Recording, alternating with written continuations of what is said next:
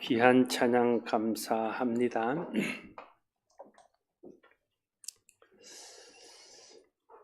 지금 이 시대의 가장 뚜렷한 특징을 두 가지로 말하자면 하나는 세속주의고 하나는 영적 무관심이라 말할 수 있을 것입니다. 세속적인 것과 물질적인 것과 눈앞에 보이는 이 세상의 것에 대한 관심은 점점 더 강해지고 보이지 않지만 실제하는 영적인 것과 하나님과 하나님에 관한 모든 영적인 진리를 아는 것과 이런 영적인 것에 대한 것에는 점점 더 관심이 떨어지고 있는 그런 시대라 말할 수 있을 것입니다. 지난해에 목회 데이터 연구원이라는 곳에서 20세 이상 성인 남녀를 대상으로 해서 종교에 대한 갤럽 조사를 한 결과를 발표한 것을 보았습니다. 그 문항 중에 당신은 종교를 가지고 있습니까? 신을 믿습니까? 이런 질문에 대해서 종교를 가지고 있지 않다, 신을 믿지 않는다라고 응답한 수의 퍼센테이지가 63%, 종교를 가지고 있다, 신을 믿는다고 말한 사람의 퍼센테이지가 37%였습니다. 물론 그 종교를 가지고 있다는 사람의 37% 안에는 불교도도 있고 기독교, 천주교, 다른 종교도 다 포함해서 그렇습니다. 아주 오래되지 않은 때에 했던 그런 이 조사와 비교를 해보면 너무 급속하게 종교를 가지지 않는 사람들의 수가 불어나고 있습니다. 80년대 이럴 때는 지금의 수치를 거의 반대였죠. 대부분의 사람들은 어떤 형태든 종교를 가지고 있고 신을 믿는다 이런 응답을 했고, 무종교, 나는 신을 믿지 않는다라고 말한 사람들의 숫자가 많지 않았는데, 이게 시간이 지나면서 점점 이 균형이 이렇게 축이 무너지면서 지금에 와서는 그게 완전히 역전되어서 신을 믿는다고 생각하는 사람, 종교를 가지고 있다고 말하는 사람이 37% 정도에 불과하는 이런 시대가 되었습니다. 이 시대가 얼마나 영적인 일에 무관심한가 하는 것들을 단적으로 보여주는 것이라 할 수 있겠습니다. 20세 이상 성인 남녀를 대상으로 한 조사인데, 그 연령대로 보면 나이가 낮을수록 종교를 갖고 있지 않는 비율이 더 높아졌습니다. 그러면 이 조사 대상에 포함되지 않는 20세 미만에는 어쩌면 종교를 갖지 않고 있는 사람의 비율이 훨씬 더 높을 것이라 생각이 되어집니다.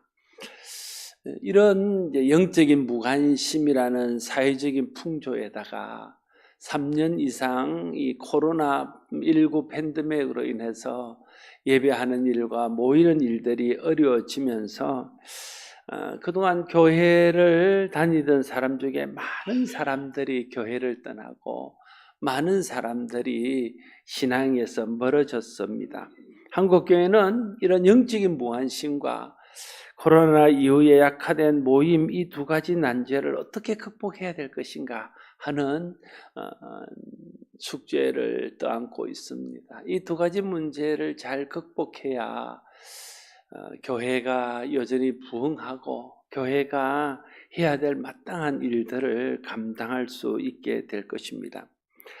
교회는 사람들의 모임입니다. 예수를 그리스도로 고백하는 사람들이 모여서 함께 예배하고 함께 교제하고 함께 기도하고 함께 봉사하는 곳이 바로 교회입니다. 모여야 교회입니다.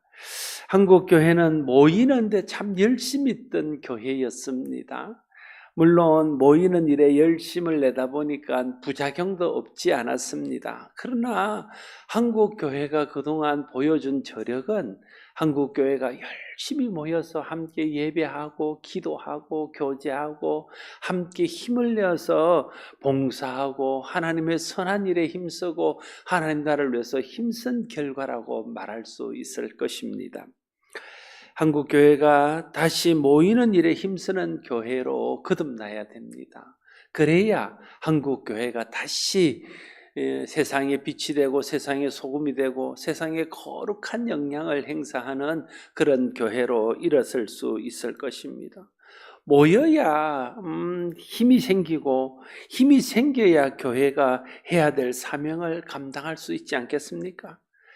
코로나 이전에는 일부 대형 교회, 아주 초대형 교회만이 예배를 드릴 때 실시간으로 함께 영상 예배를 드렸습니다. 대부분의 교회들은 실시간 영상 예배를 송출하는 교회가 없었습니다. 다 예배당에 나와서 함께 대면하여 예배를 드렸지요.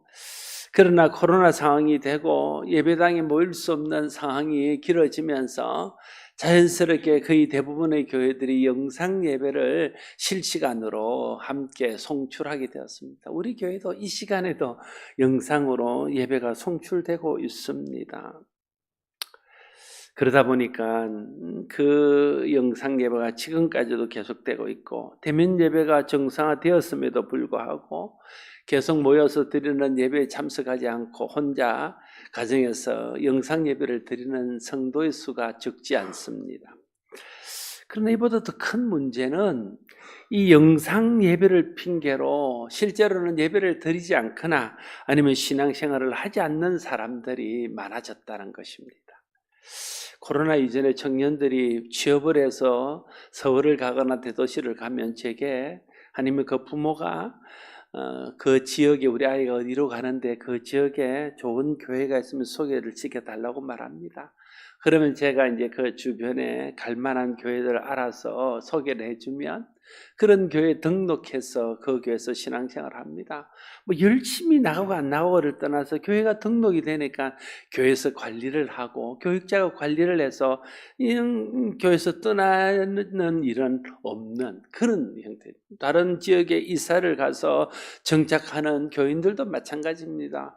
그런 분들이 이사 가면서 이사 가는 지역에 좋은 교회를 소개시켜달라 그러면 제가 나름대로 살펴서 교회를 소개시켜주고 그래서 그게 등록해서 교회에 정착하고 예수 믿는 일들을 계속했습니다.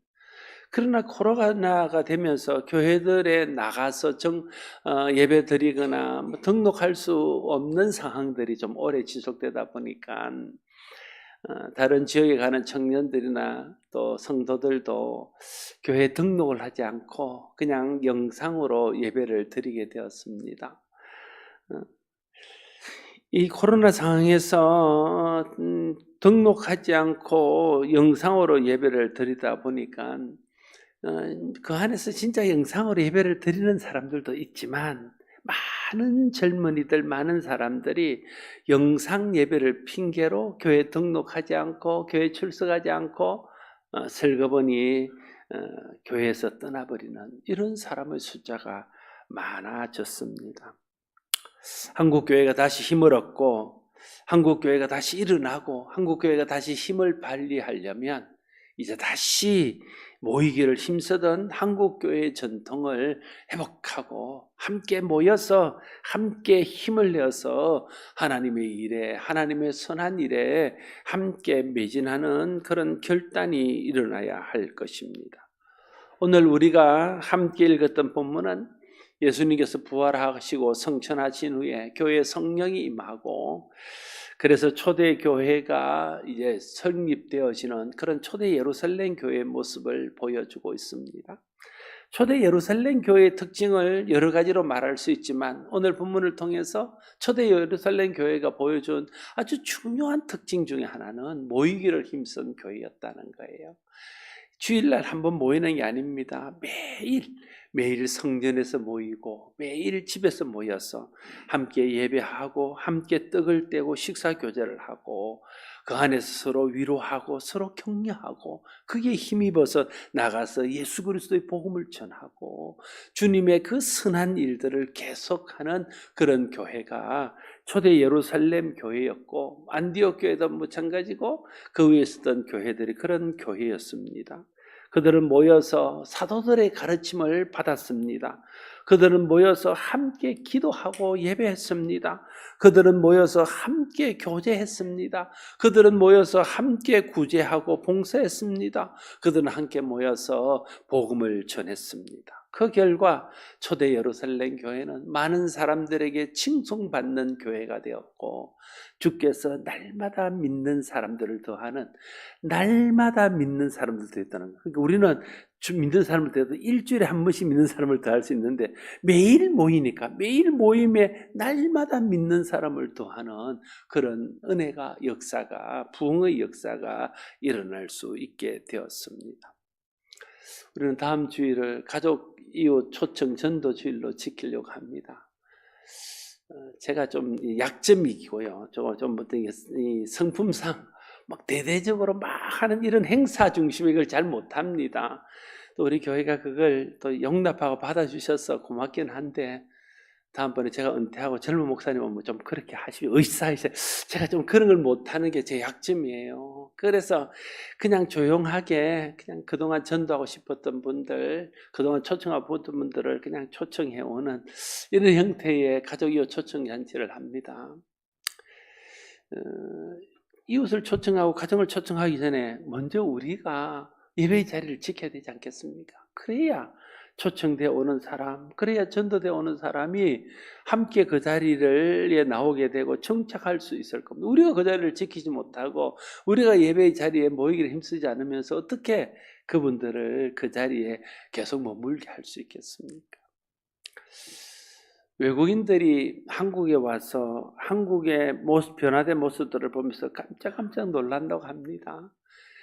대부분은 좋은 방향에 놀라는 일들이 많은데, 그 중에는 이제 부정적으로 한국의 모습들을 보고 놀라는 일들이 있다는 것을 방송을 통해서 흔히 듣습니다. 그 중에 하나가 외국인들이 지하철을 타보면 지하철에 앉아있는 거의 대부분의 사람들, 거의 100%에 가까운 사람들이 전부 다 스마트폰만 보고 고개를 숙이고 받거나 거의 차 안이 조용하게 스마트폰만 보고 있는 이런 환경들에 깜짝 놀란다고 그럽니다. 여러분, 지하철 뿐이겠습니까? 가족이 외식을 하러 나가서 외식하는 모습들을 보면 분명히 가족인데 밥을 먹거나 앉아있으면서 대화를 하지 않습니다. 각자 다 스마트폰만 보고 있습니다. 여러분, 가정에서는 그렇지 않습니까? 가정에서도 가족이 퇴근하고 와서 학교에서 돌아와서 같이 이렇게 대화하는 것이 정상인데 각자 자기 스마트폰만 보고 있는 이런 모습들이 오늘 한국의 자화상이고, 흔히 볼 수 있는, 어떻게 보면 이제 같이 이야기하기보다 스마트폰만 보고 있는 것이 오히려 더 익숙한 풍경이 되어버린 이런 속에 우리가 살아가고 있습니다. 지금은 젊은 세대들뿐 아니라 연세 드신 분도 스마트폰에 빠져 있는 것 같아요. 이 유튜브라는 아주 괴물이 나타나가지고 자기 입맛에 맞는 영상들이 계속해서 업로드가 되는 거예요. 그래서 자기가 보고 싶은 자기의 그 욕구를 충족시킬 수 있는 이게 계속 있으니까 어른들이 그걸 배워가지고 어른들도 앉으면 스마트폰을 보고 자기가 원하는 영상을 보고 있습니다. 스마트폰의 대중화가 주는 유익들도 많습니다. 많은 것들을 배우고요, 또 많은 정보들을 얻고 그렇습니다. 그러나 이 스마트폰이 우리에게 주는 아주 어떤 부작용 중에서 가장 큰 것은 대화의 단절, 대화의 단절이라고 하죠. 오랫동안 교회 청소년부 교사를 했던 교사가 제게 이런 말을 했습니다. 목사님, 몇 년 전까지, 불과 몇 년 전까지만, 지금 우리 청년들이나 그 위에 세대들 몇 년 전까지만 해도 아이들이 교회에 오면요, 자기들끼리 모여서 뭘 하는지 신나게 놀았다는, 같이 라면도 먹고 같이 운동도 어디 가기도 하고 막 자기들끼리 놀았다는 거예요. 근데 목사님 요즘은 바뀌었습니다. 어떻게 바뀌었냐 그랬더니 아이들이 놀기는 노는데 각자 스마트폰을 보고 논다는 거예요. 이제는 같이 노는 게 아니라 각자 스마트폰을 보면서 논다는 거예요. 여러분, 함께 놀아야 싸우기도 하고 갈등도 하고 이러지만, 그러면서 양보하는 것을 배우고, 나와 다른 생각을 가지고 있는 사람들을 배려하는 법도 배우고, 자기가 그 가운데서 어떤 책임을 져야 될 것인가 하는 자기 책임감도 배우고, 또 내가 하고 싶지만 좀 참고 기다려줘야 되는 그런 참는 것, 인내하는 것도 배우고, 그런 것들을 통해서 사회성이 길어질 텐데, 매일 혼자 스마트폰이니까 보기 싫으면 끊어버리면 되고, 자기하고 안 맞으면 다른 사람하고 친구 관계를 끊어버리고 다른 사람 친구를 맺으면 되고, 그런 것 아니겠습니까? 저는 페이스북을 잘 안 합니다. 뭐 그냥 보기는 한 번씩 봐요. 그러나 제가 뭐 글을 남기거나 이런 거는 거의 하지 않습니다. 그 중에 제가 안 하는, 페이스북을 해서 좋은 점이 많죠. 뭐 격려가 되고 서로. 근데 페이스북은 보면요, 저 미안합니다. 이게 폄하하는 게 아니라, 여러분 중에 페이스북을 열심히 하는 분들에게 죄송한 이야기인데, 저는 페이스북을 두 가지를 해요. 하나는 자기 자랑, 하나는 서로 격려. 이게 페이스북에다가 누가 뭘 글을 올리면 그 사람의 그 어떤 삶을 알지 못한 채 그 글에 대해서 좋은 댓글을 달아줍니다. 그러니까 그게 품앗이에요. 서로 좋은 댓글을 달아주는 거죠. 그러면 자기를 돌아보거나 자기의 어떤 현실감은 떨어지고, 그 사이버 공간에서 서로 칭찬하고 서로 격려하는 것이 마치 자기의 진짜 모습인 것처럼 이상하게 변해버리는 이런 모습들. 그 안에서 진짜 자기가 우리가 이 삶에서 부딪히는 속에서 자기의 한계도 느끼고 약점도 느끼고 비판도 받기도 하고 때로는 책망도 받기도 하면서 이 사람이 단단해지고 영적으로 성숙해지고 인격적으로 좀 더 깊어질 텐데, 그런 것 없이 그저 보이지도 않는 사이버 공간에서 서로 격려하고 서로 칭찬하는 것에 고무되어져서 자기가 마치 그런 사람이나 된 것처럼 자기를 돌아보지 못하고, 이런 점들이 있다는 거예요. 그렇지 않습니까? 뭘 그렇지 않은 부분들도 많고, 제가 나이가 많아서 이런 생각을 하는지도 모르지만 그런 약점들이 있다는 거예요. 교회에서 모여야 그 모임 속에서 우리의 믿음 안에 있어서 우리가 한 형제고 동지라는 것도 알고, 또 서로 믿음을 지켜가는데 힘든 일들을 서로 격려하고 서로 위로하기도 하고, 어려움을 서로 나누면서 그 어려움을 어떻게 인내하고 참아야 하는 그런 것들도 배우게 되고, 그래서 힘도 얻고 함께 합력하여 선을 이루는 공동체가 될 수 있을 텐데, 그렇지 못하니까 점점 공동체성은 약해지고 교회에 대한 헌신도도 떨어지게 된다. 영상 예배를 드리면 혼자서 예배 드리면서 은혜 받을 수 있겠죠. 여러분이 영상 예배를 드리게 되면, 영상 예배 우리 교회도 드리지만 아니면 이제 다른 정말 자기가 좋아하는 목사님 설교를 듣고 영상님들, 그럼 은혜를 받겠지요. 좋은 설교 듣고 훌륭한 분들의 설교 듣고 은혜를 받고 CTS나 CBS나 이런 걸 들으면서 보면서 은혜를 받겠지요. 그러나 거기서 끝인 거예요. 우리가 나와서 함께 예배해야 말씀도 듣고 은혜도 받지만, 또 내가 해야 될 일들을 하고 헌신하고 충성하고 봉사하고 이런 일을 해야 되는데, 영상 예배를 드리는 것은 그 은혜 받는 데서 끝나는 거예요. 진짜 교회가 해야 될 자기 헌신, 자기 충성, 봉사를 통해서 함께 가야 될 일들을 약화된다는 거예요. 교회는 하나님과 자신과의 관계도 중요하지만 형제와 이웃과의 관계도 중요한 것 아닙니까?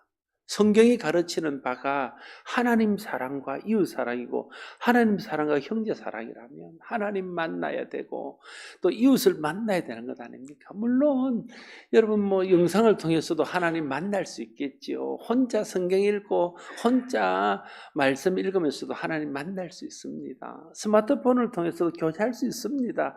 어쩌면 젊은 사람들은 스마트폰을 통해서 교제하는 것이 더 익숙할 수 있습니다.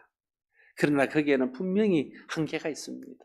물론 직접 만나는 것은 또 완벽하지는 않지만, 그러나 그런 교제는 아주 많은 한계가 있다는, 약정 한계가 있다는.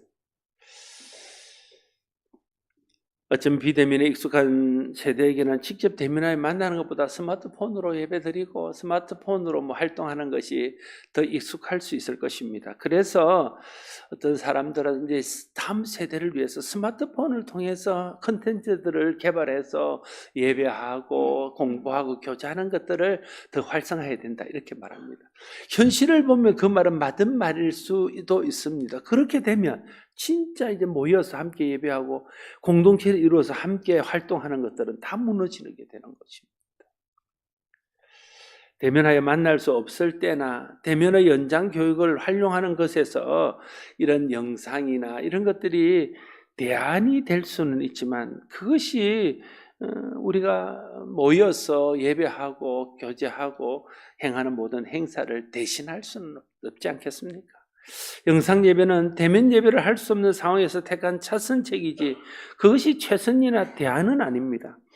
최선책이 이제 회복되었는데도 계속 그것을 대안으로 자리 잡는다는 것은 문제가 있는 것입니다. 어떤 신학자들과 어떤 목회자들은 이렇게 말합니다. 이제 코로나 이전으로 돌아갈 수 없다. 이렇게 말합니다. 나는 그 말에 절대 동의하지 않습니다. 코로나 이전으로 돌아갈 수 있고 코로나 이전으로 돌아가야 됩니다. 정말 하나님 앞에 나와서 예배하고 함께 교제하고 함께 떡을 떼고 함께 기도하고 뜨겁게 함께 부르짖고 그리고 함께 봉사하고 충성하고 복음을 전하던 그 이전에 그 뜨거운 신앙으로 돌아가야 돼요. 교회가 그렇게 돌아가야 됩니다. 코로나 이후 아직도 오후 찬양 예배를 드리지 않는 교회들이 많이 있습니다. 뭐 교회마다 그럴 수밖에 없는 상황들이 있겠지요. 사정들이 있겠지요. 그러나 여러분, 교회가 이제 코로나를 지나서 오후 예배를 멈췄습니다.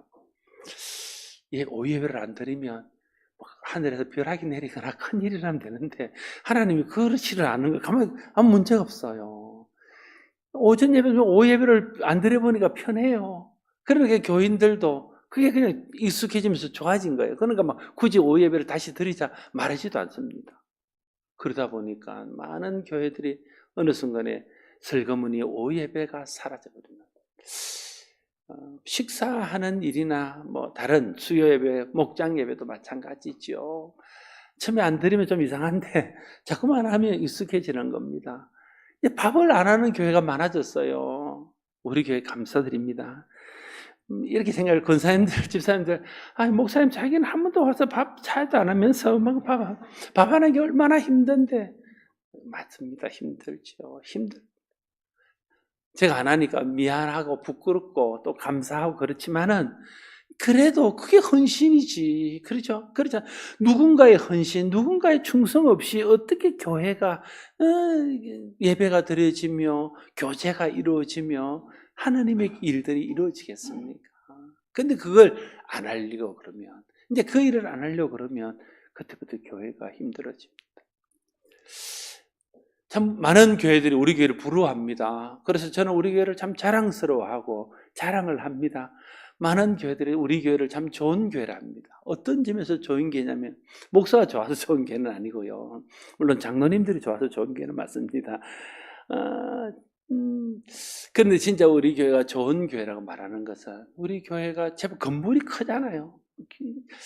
청소하는데 뭐 전부 다 성도들이 나와서 자원해야 합니다. 어떤 사람은 화장실 청소를 하고 본당을 청소하고 계단을 청소하고 각 방마다 청소 당번을 정해서 청소하고 3층 화장실은 제가 할 수 있는데도 그래서 제가 막 하려고 애씁니다. 그런데도 젊은 사람들이 와서 하면 불편해요. 그래서 오기 전에 제가 해놔버려요. 그렇기도 한데 그렇게도 와서 다 청소하고 또 각 기관 부서들마다 다 자원봉사.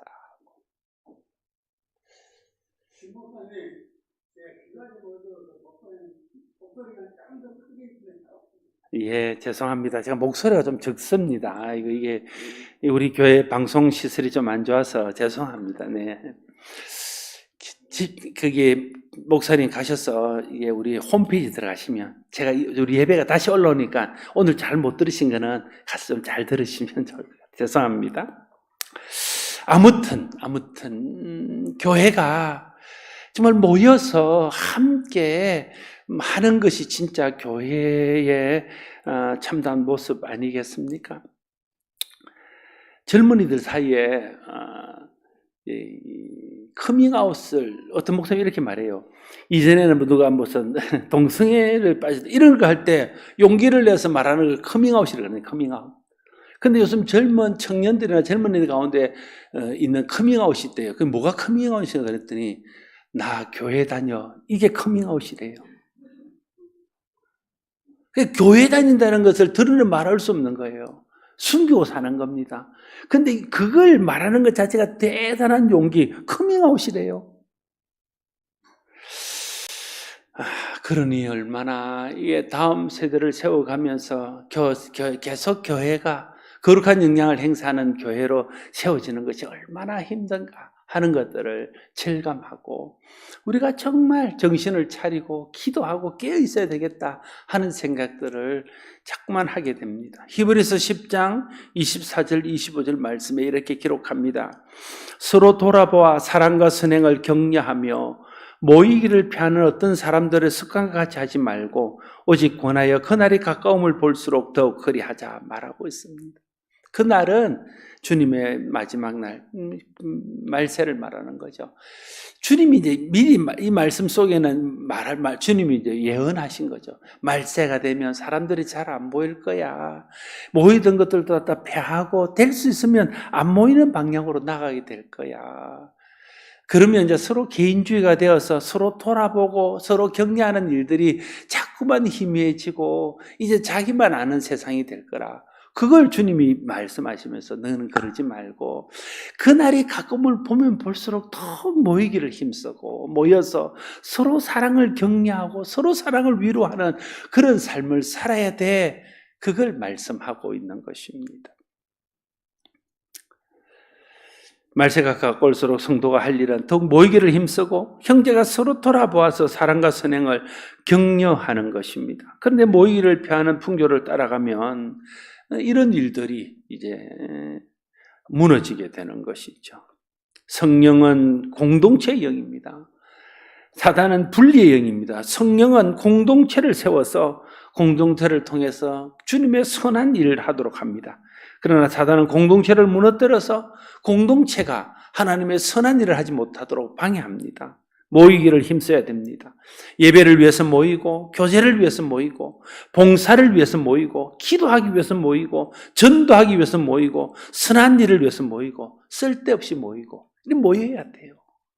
모여야 뭔가 그 안에서 역사가 일어납니다. 목장에서 모이고 선교에서 모이고 팀과 기관 부서가 모이고 또 서로 믿음의 사람들이 모여서 함께 교제하고 이런 일들이 계속돼야 됩니다. 이스라엘 백성들은 중요한 일이 있을 때마다 모여서 성회로 모였습니다. 예루살렘 초대교회도 안디옥 교회도 그 위에는 모든 교회들도 매일 모여서 예배하고 매일 함께 기도하고 교제하면서 전도하고 힘을 얻어서 하나님의 선한 일들을 했던 교회들입니다.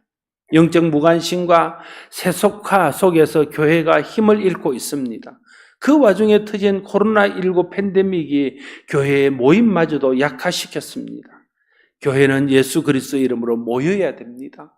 교회를 뜻하는 헬라어 에클레시아라는 말은 공적인 목적으로 모이는 모임을 말합니다. 모이는 것이 교회입니다. 모여야 교회입니다. 모이기를 힘쓰는 교회, 모여 함께 예배하고 기도하며 함께 힘을 얻고 함께 교제하며 서로 격려하고 힘을 합하여 봉사하고 구제하고 선교하고 전도하는 교회가 되는 것이 영적 무관심 시대에 물질이 하나님을 대신한 시대에 자기를 사랑하는 극단적인 이기주의 개인주의 시대를 극복하고 다시 교회가 부흥하고 다시 교회가 힘을 얻어서 세상의 빛과 소금으로 우뚝 서고 하나님 나라를 확장하는 선한 일에 쓰임받는 교회가 될 수 있을 것입니다. 우리 교회가 모이기를 피하는 사단과 세상의 풍조를 따르지 않고 그리스도 안에서 모이기를 힘쓰는 성도와 교회가 되어서 초대 예루살렘 교회와 안디옥 교회처럼 다시 부흥하고 선한 일을 위해서 힘을 합하고 이웃과 형제를 섬기고 세상에 그리스도의 생명의 복음을 힘있게 전파하는 우리 교회가 될 수 있기를 바랍니다. 기도하겠습니다. 아버지 하나님, 은혜를 감사합니다. 우리를 사랑하셔서 예수 그리스도를 보내주시고 예수 그리스도의 십자가의 공로로 구원받게 하시니 감사합니다. 하나님의 은혜 안에 우리가 살면서도 세상은 점점 하나님을 잊어버립니다. 하나님의 은혜, 하나님의 사랑, 이러한 것에 관심이 줄어들고 있습니다. 눈앞에 보이는 물질, 돈, 세상의 것에 온통 마음이 빼앗기고 관심이 집중되어져 있습니다. 이런 영적인 무관심, 물질주의 속에서 교회가 어떻게 나가야 될지 고민이 깊습니다. 팬데믹을 겪으면서 교회의 모임이 약화되었습니다. 하나님 이제 다시 한국 교회가, 우리 교회가 모이기를 힘쓰는 교회 되기를 소원합니다. 성령 하나님 우리를 도와주셔서 우리 교회가 모이기를 힘쓰며, 그래서 모여서 함께 예배하고 함께 기도하고 함께 교제하고 함께 구제하고 봉사하고 선교하고 힘을 얻어서 세상의 하나님 나라를 전파하며 세상의 빛과 소금이 되는 교회 되게 하여 주시옵소서. 예수님 이름으로 기도드리옵나이다. 아멘.